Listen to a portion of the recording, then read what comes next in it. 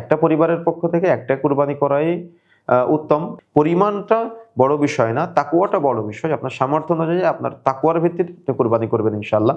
আসসালামু আলাইকুম ওয়া রাহমাতুল্লাহি ওয়া বারাকাতুহু। আলহামদুলিল্লাহ হামদা শাকিরিন ওয়া সলাতু ওয়া সালামু আলা রাসূলিহিল কারীম, আম্মা বা'দ। প্রিয় দর্শক, ইউনাইট টিভির পক্ষ থেকে আপনাদের সবাইকে স্বাগত জানাচ্ছি।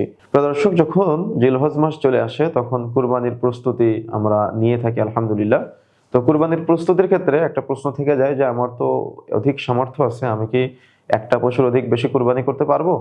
যে ইসলামী শরীয়ত আপনাকে অনুমতি দিয়েছে, রাসূলুল্লাহ সাল্লাল্লাহু আলাইহি সাল্লাম থেকে প্রমাণ পাওয়া যায় যে তিনি কখনো ২টা খাসি কুরবানি করেছিলেন। এমনকি বিদায় হজ্জের বর্ণনা পাওয়া যায় যে একসাথে তিনি ১০০ উট কুরবানি করেছিলেন। মুসনাদ আহমদের মধ্যে এসেছে এবং হাদিসের সনদ সহিহ।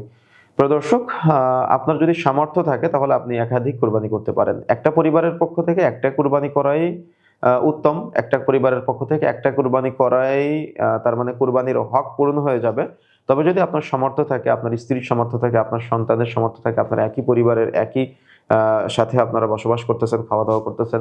এখন দেখা যাচ্ছে যে আপনাদের সামর্থ্য অনেক বেশি। তাহলে আপনারা দেখা যাচ্ছে যে আপনার স্ত্রী একটা দিতে পারে, আপনি একটা দিতে পারেন, আপনার সন্তানরা আলাদা, আলাদা দিতে পারে। তার মানে একসাথে একাধিক পশু কুরবানি আপনি করতে পারেন, কোনো সমস্যা নেই। আবার দেখা যাচ্ছে যে আপনার অধিক সামর্থ্য আছে, আপনি আল্লাহর সন্তুষ্টির জন্য একাধিক কুরবানি করতে চাচ্ছেন, যে আমি একটা খাসি করব, সাথে আরো ২টা গরু কুরবানি করব।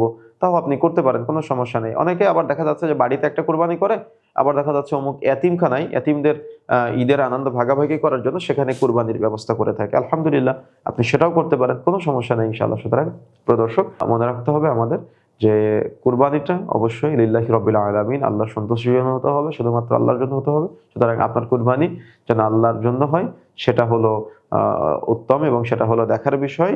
আপনার কুরবানির সংখ্যায় কতটুকু হচ্ছে, কয়টা হচ্ছে, এটা দেখার বিষয় না। অনেকে দেখা যাচ্ছে যে একাধিক কুরবানি করে, ১০০ কুরবানি করতেছে, ২০০ কুরবানি করতেছে, কিন্তু সবগুলো হলো লৌকিকতা প্রদর্শনের জন্য, লোক দেখানোর জন্য।